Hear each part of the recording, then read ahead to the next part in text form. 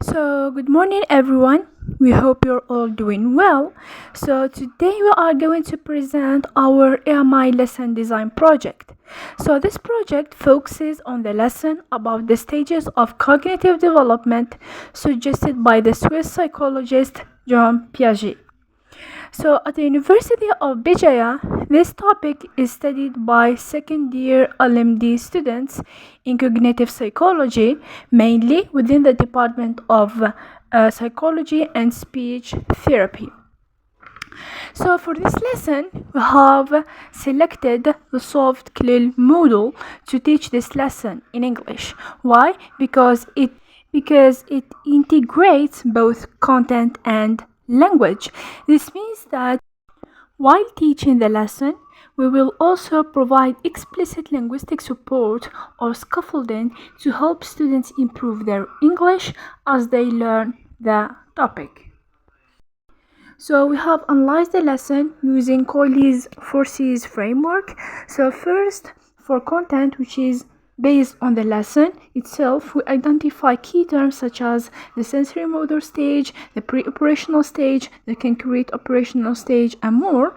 This ensures that students understand the main concepts of cognitive development. Then, for communication, the lesson provides language of learning, which includes the key concepts of the topic. Second, the language for learning, which involves words and expressions used to describe processes like happens, believes, thinks, occurs, and develops.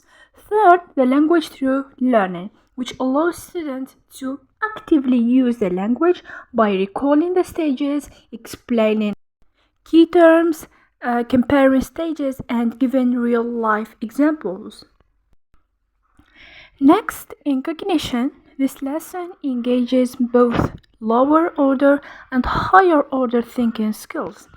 Students are able to understand and recall information, analyze each stage, and create new insights. They practice lower order thinking skills by recalling terms, identifying the stages, and retaining the information. While higher order thinking skills allows them to analyze each stage, explain how they differ, produce and evaluate others' work. Finally, culture. Understanding these stages is important, not only in the field of psychology, but also in education and everyday life, as it helps students interpret children's behavior at home or in classes and apply their knowledge in practical contexts. This is the first part. I will now hand the floor to my colleague who will carry on with explaining the second part of this project. Melissa, the floor is yours. Now, I'm going to carry on with explaining the module CLIL lesson plan. As a teacher, if I want to teach this lesson to my EFL students, I would start by showing them a short video that presents how a child's cognition develops. It means how he or she behaves according to each stage. Then, I'll ask them what they have understood and to share the answers with their peers. Think, pair, share. In the input phase, I'll provide them with text sections. Each section talks about one stage. After reading it and highlighting key concepts, they will exchange these sections, of course, between the groups.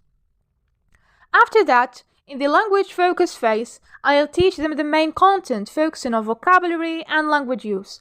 I'll train them to use sentence frames. For example, the first stage is first, children go through, etc., in order to improve their language.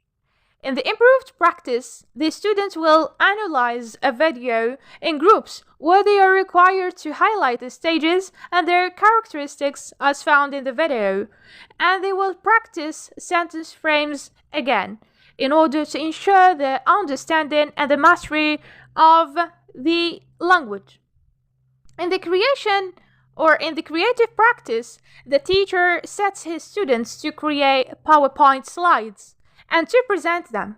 These PowerPoint slides will connect the lesson, the stages of cognitive development, with real-world examples like children at home or children in classrooms as students and so on. After that, the student will provide them with corrective feedback concerning language use and content comprehension.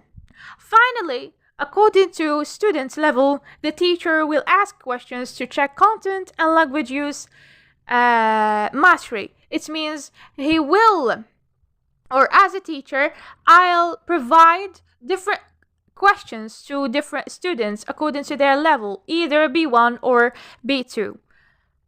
This is for our lesson. I hope it is clear and it is well explained. Thank you for your attention.